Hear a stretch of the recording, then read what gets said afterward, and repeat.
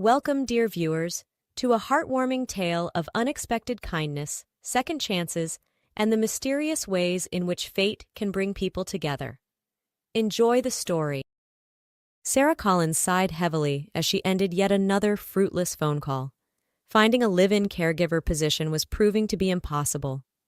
Every potential employer lost interest the moment they heard she had a child. "I'm sorry, you're not suitable for our needs. Goodbye," they'd say, hanging up before she could even explain her qualifications. Sarah ran her fingers through her short brown hair, frustration etched on her face.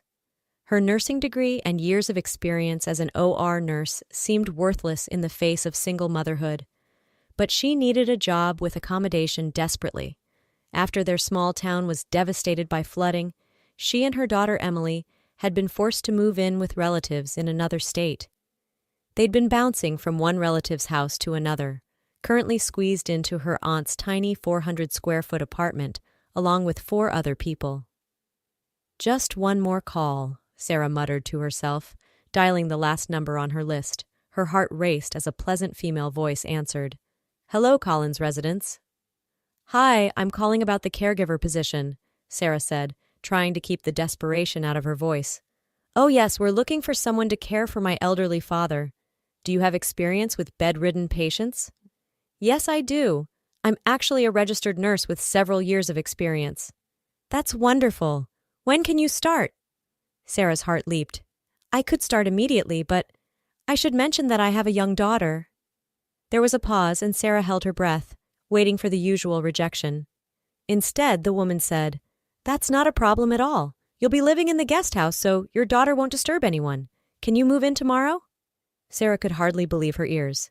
"Yes, absolutely. Thank you so much, Mrs. Collins."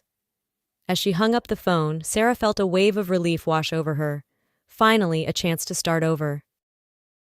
The next morning, Sarah and Emily stood in front of a charming guest house on the grounds of a sprawling country estate. The main house loomed in the distance, its brick facade gleaming in the morning sun. "Wow, Mommy, it's like a castle," Emily exclaimed, her blue eyes wide with wonder. Sarah smiled, ruffling her daughter's blonde curls. "It's pretty impressive, isn't it? This is going to be our new home for a while." As they settled into the guest house, Sarah marveled at how spacious and well-appointed it was. There was a small kitchen, a cozy living room, and 2 bedrooms, all furnished comfortably. After lunch, prepared by the estate's kind-hearted cook, Martha, Sarah left Emily coloring in the living room and went to meet her new patient. She knocked gently on the bedroom door of the main house. "Come in," a gruff voice called. Sarah entered to find an elderly man propped up in bed, staring out the window with a resigned expression. He turned to look at her, his blue eyes sharp despite his frail appearance. "You must be the new nurse," he said. "I'm Alexander Collins." Sarah smiled warmly. "It's nice to meet you, Mr. Collins. I'm Sarah, and I'll be taking care of you." Alexander nodded, then asked abruptly, "My daughter mentioned you have a child. Where is she?" "She's in the guest house, sir. Would you like to meet her?"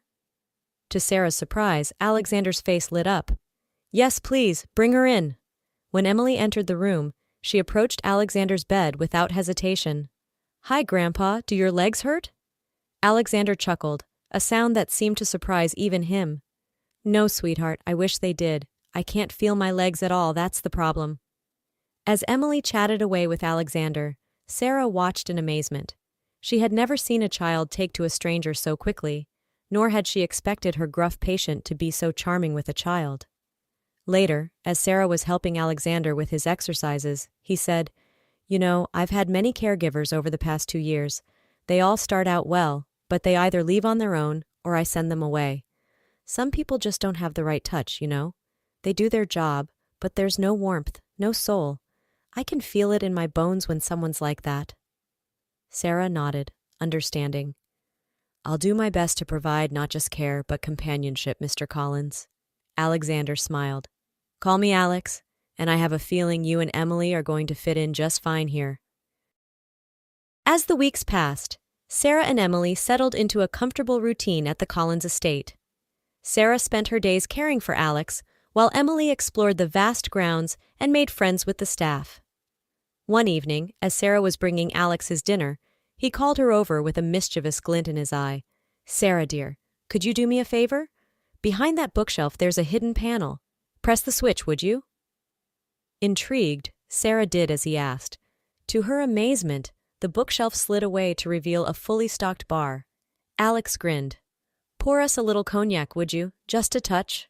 Sarah hesitated. "Alex, you know alcohol isn't recommended with your medication." "Oh, come now," Alex chuckled.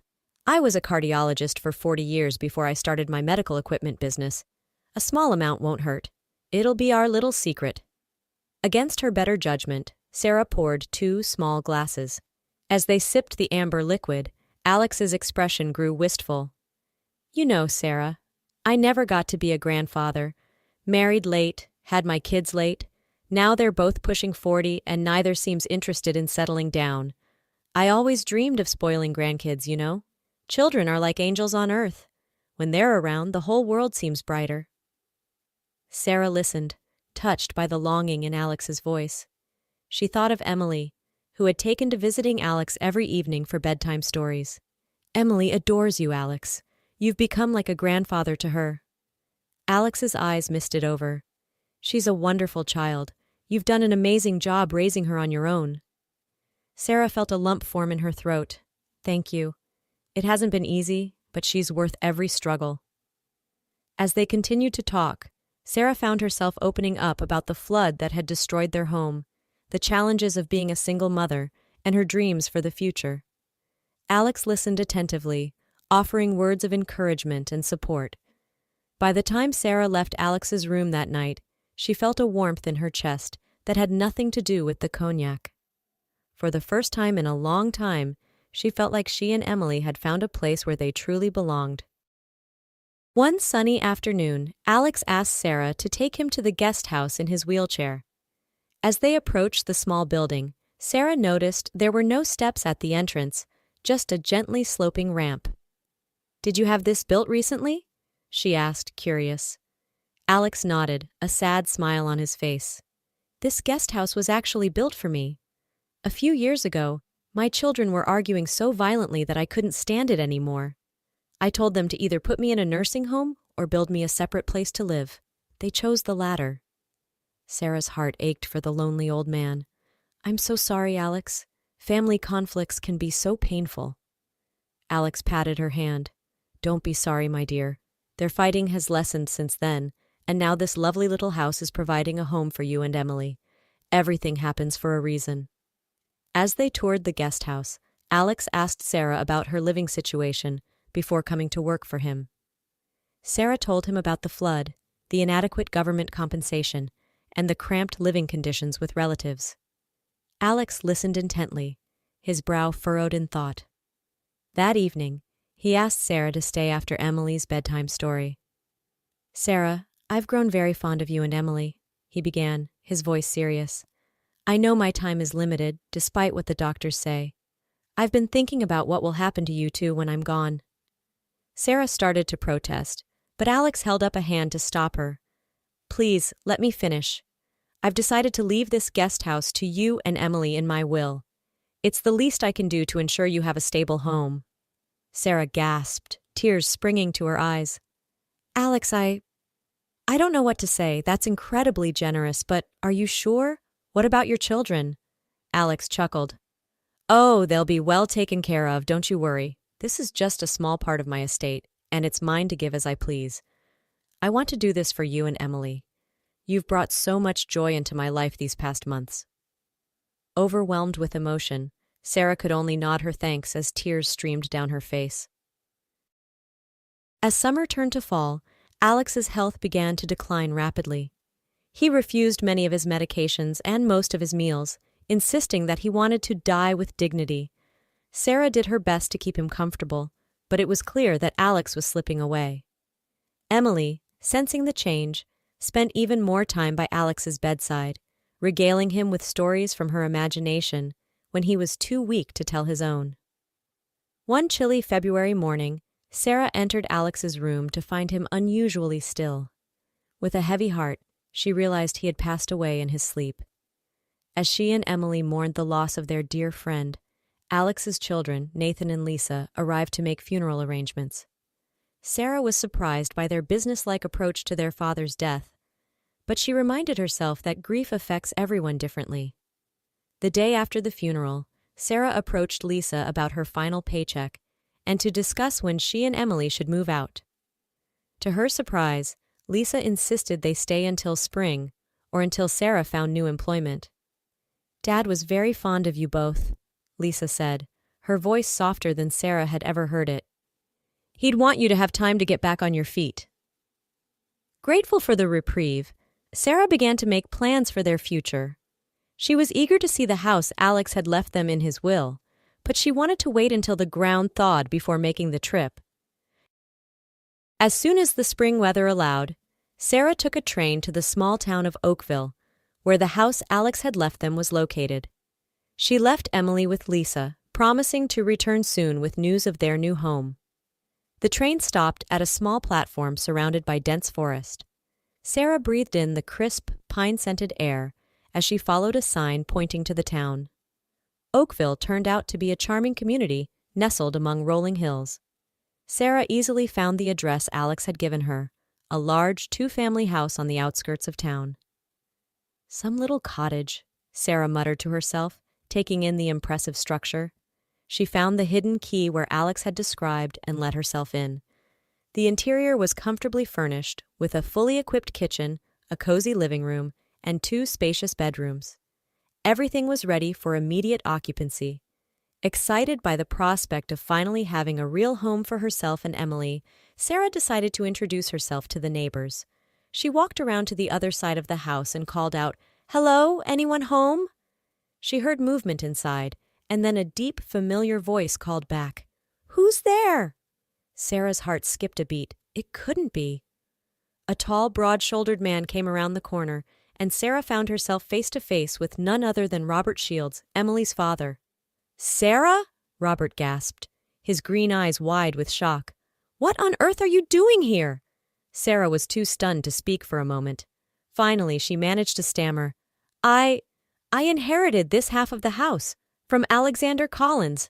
What are you doing here?" Robert ran a hand through his dark hair, looking equally bewildered. "Alex Collins was my father. He gave me this half of the house years ago." Sarah felt like the ground was spinning beneath her feet. "Your father? But how? Why didn't you ever mention this?" Robert sighed heavily. "It's a long story. Why don't you come inside? I think we have a lot to talk about." Sarah followed Robert into his side of the house, her mind reeling. As they sat at his kitchen table, Robert began to explain. "Alex was my biological father, but he wasn't married to my mother. He used to visit us when I was a kid, always trying to make amends with my mom, but she was too proud to accept his help or forgiveness. I don't know the whole story of what happened between them." Sarah listened, fascinated by this glimpse into Robert's past. "So when did he give you this house?" Robert's expression turned sheepish. "A few years ago, when we were still working together at the hospital. He called me out of the blue and said he'd bought this place, and half of it was mine. He said if I got married and gave him grandchildren, he'd sign over the whole property to me. I guess it was his way of trying to motivate me to settle down." Sarah couldn't help but laugh. "Oh, Robert, always the commitment phobe, weren't you?" Robert had the grace to look embarrassed. I know, I was an idiot, leaving you, leaving the hospital. I thought I wanted to pursue research, make a name for myself. But once I got out here, got settled in the local hospital, started my beekeeping hobby, I don't know. Life just sort of took over. This place, it's like paradise. The air, the smells, the birdsong in the morning. I've never felt so at peace anywhere else." Sarah nodded, understanding the appeal. Then a thought struck her. "Robert, did you know? About Emily?" Robert's face fell. Yes. Someone from the hospital told me you were pregnant after I left. But by then, I was so caught up in my new life, I couldn't imagine going back to diapers and midnight feedings. I know it's no excuse. I was a coward, and I'm so sorry, Sarah." Sarah felt a mix of anger and relief wash over her, At least he hadn't been completely in the dark. Well, your daughter is 7 now, and she's amazing. Smart, kind, full of energy. She's been asking about her dad lately. Robert's eyes lit up. Really?